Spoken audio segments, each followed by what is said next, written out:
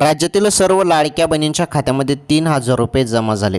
हो, ही सर्वात मोठी खुशखबर आहे. ज्या बहिणी पात्र आहेत, ज्यांची ई-KYC झालेली आहे, ई-KYC सर्वांना करावी लागणार आहे बरं. तुम्ही केली का नाही ई-KYC?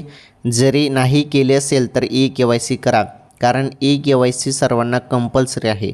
भरपूर बहिणी अपात्र आहेत तरी पण योजनेचा लाभ घेत होत्या. अशा बहिणींना आता या योजनेतून वगळण्यात येणार आहे. ज्या बहिणी अपात्र आहेत त्यांना, सरकारी कर्मचारी असो किंवा काही पुरुष वर्गाने देखील लाभ घेतला होता.